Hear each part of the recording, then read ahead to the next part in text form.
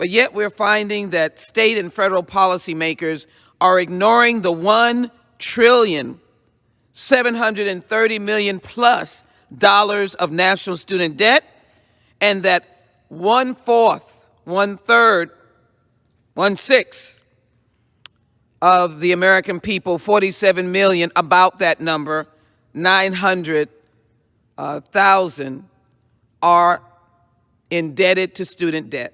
That's why we're here on the floor today, recognizing that it also is an imbalance. And I thought I would bring to the floor today the Constitution. I love the words of the Declaration of Independence, the opening words that we are all created equal with certain inalienable rights of life and liberty and the pursuit of happiness.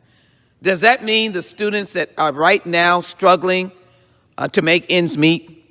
I think that famous noodle meal that they eat because they just don't have the money to survive. Does that mean that one person that is still the first person to go to college in 2021? Does that mean the person, the single mother that has made it to 20-some hours and has to drop out? President Biden's disapproval rating reached a new high in December, according to a new CNBC Change Research poll. Overall, the survey showed 56% of voters disapproved of Biden's performance in office, an uptick from 54% in September and 49% in April. His approval rating now stands at 44%. Biden was particularly hit when it came to the public's opinion of his handling of the economy and the COVID-19 pandemic.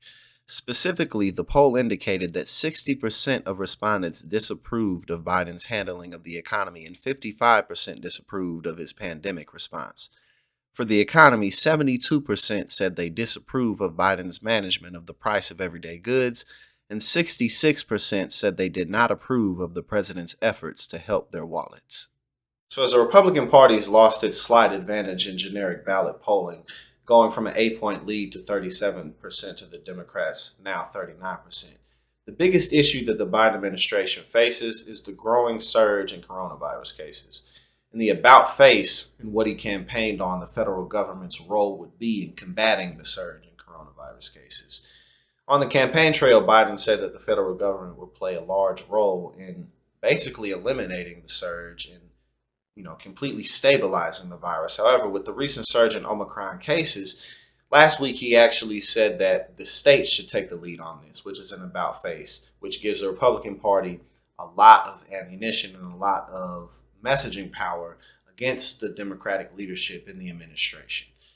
In addition to that, with the pretty much guarantee that the Democrats are going to lose at least one of the chambers, if not both, going into the 2022 midterms, what the Biden administration and the Democrats really need to focus on is eliminating as much of student loan debt as possible, because that can be done executively and public pressure can push towards that. And it's something that, you can say that you don't want that, but pretty much anybody, if they woke up in the morning and their student loan debt was half gone or a quarter gone, in a dream world, all gone.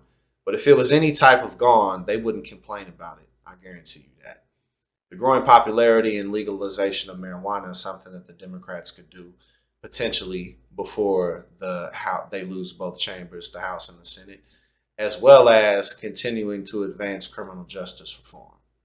So, again, the big issue that Biden faces going forward is the rising surge in cases and how his messaging on quarantine and isolation continues to falter and continues to switch around.